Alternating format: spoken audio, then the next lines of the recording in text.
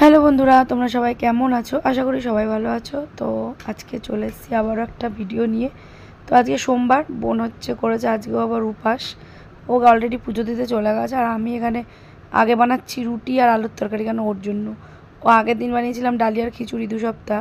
তো এই সপ্তাহে আমি বলেছি রুটি আলুর তরকারি খা, নাহলে উল্টে একদম পড়ে থাকবি, ভগবান তারপরে এসে আর রক্ষা করবে না। তো ও তো বলছে না আমি একবার খাবো সন্ধেবেলায়। তো আমি ভাই সন্ধেবেলা পারবো না, আমি জন্য দুপুরই আমি রুটি আলুর তরকারি করে রাখছি। দেখো অলরেডি রুটিটা ভাজা হয়ে গেছে, ওদেরকে টিকটিও টিক টিক টিক টিক করে দিল। এখানে আমি আলুর তরকারিটা করছি, কাঁচা লঙ্কা নেই, শুকনো লঙ্কা আর কালো জিরা ফোড়ন দিয়ে। তো তরকারিটা করে তারপরে একদিকে একটু ভাতও বসিয়ে দিয়েছি, কেন রান্নাটাও করতে পারছি, যেহেতু সোমবার এখন আমাদের নিরামিষ হচ্ছে। আর আমি তো বিয়ের আগে অনেক বছর করেছি, এখন আমি করি না, সত্যিই করি না। তো জানি না কী কারণে করি না। ভগবান এখন অনেকের মধ্যে বিলীন হয়ে গেছে।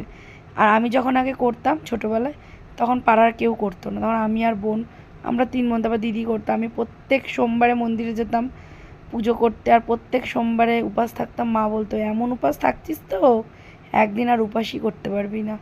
হ্যাঁ, মায়েরা যেটা বলে না সেটা ভুল কখনো বলে না, এর প্রমাণটা না এখন আমি পাচ্ছি। আর সত্যি বলছি, এখন আমি সেইভাবে আর পুজো করি না। তো আমি সব কিছু শিখিয়েছি, আমাকে দেখে মানুষ শিখেছে, এটাই অনেক বড়। তো তারপরে দেখো আমার পাখিদেরকে, আমার এই পাখিদের অনেক গল্প আছে। যখন আমি এক্সাম দিতাম তখন আমি বাগানে বসে পড়তাম। আর যখন আমি পড়াশোনা করতাম, তখন 1 কৌটো বিস্কুট নিমকি মা নিয়ে বসতো, তো ওদেরকে খাওয়াতাম। ঠিক এই বাগানটাতেই আমি পড়তাম, যেখানে আমাদের বাড়িটা। তো তারপরে দেখো আলুর তরকারি এদিকে হচ্ছে, আর এদিকে পাখিদেরকে বিস্কুট দিয়ে দিলাম, জানলার ওখানে দিলাম বারান্দায়, কেন ওদের ওখান থেকে একটু খাবে ওরা। পাখি শালিক পাখি আসবে, সব নানা রকম। তো অনেক মা তখন ভাত মেখে দিত, সব কিছু করতো। তো ওদের প্রতি নেশাটা আমার ছোটোর থেকেই। আমার তোমাদের আগের ভিডিওতে বলেছি আমার অনেক পায়রা ছিল। তো ওই যে মানুষ চুরি করে নেওয়ার পরে আমার সেই মন খারাপের পরে আমি আর পাখিদের প্রতিও আমার অনেকটা মন খারাপ হয়ে যায়। বোনও খেতে দেয়, আমিও খেতে দিই, যেহেতু আমি বাপের বাড়িতেই থাকি। তো তারপরে দেখো আমি তরকারি এখানে করছিলাম, ওই দেখো পাখিগুলো এসে এসে দেখছিলাম খাচ্ছে। তো শালিক পাখি এসেছিলো অনেক কিছু। তারপর বোন দেখো পুজো দিয়ে চলে এসছে। বোন পুজো দিয়ে এসে বলছে কী রে তুই? আমি বলছি হ্যাঁ তোর জন্য করলাম। বলছে আমি রাতে খাবো। আমি বলছি খা বোঝ। তো আমার আলুর তরকারি এখানে হয়ে গেছে, তারপরে আমি অন্য অন্য রান্নাগুলোও করছি, কারণ রান্না করতে হবে। বেগুন ভাজা করেছি, ডাল, সোয়াবিন আলুর একটু তরকারি, আর উচ্ছে ভাজা, এই হয়েছে আজকে রান্না। তো আমি রান্নাটা করছি কারণ যেহেতু বোন সব কাজ করলো, বাথরুম ধোয়া, স্নান করলো, তারপরে ঘরের টুকটাক যা ছিল ওই সব কিছু কাজ করে ঠাকুর বাসন মেজেও পুজো দিতে গেল, তারপরে এসে আবার ঘরের পুজোটা দিয়েছে।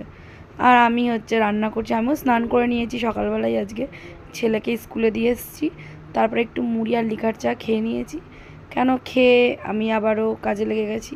তো আমি খুব স্ট্রেসের মধ্যে আছি বা ছিলাম, দুটোই হচ্ছে। তো তার মধ্যে তো চলতে তো হবে, লড়াইটা তো থামালে হবে না, না। দেখি ভগবান আমার সাথে কি করে, আমি তো লড়াই তো করেই যাব। তো লড়াইটা কখনো আমি থামবে না। তো দেখো লড়াই করে যেতে হবে, লড়াই করেই আমাদের জীবন। তো চলো সোমবারের আজকে এই মেনুটা, ছোট্ট একটা মেনু, আর একদম হালকা পাতলা রান্না।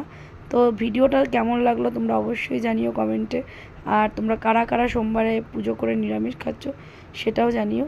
তো চলো ভিডিওটা এইটুকুনি ছিল, নেক্সট ভিডিওতে ফিরবো। ততক্ষণের জন্য সবাই ভালো থেকো, সুস্থ থেকো,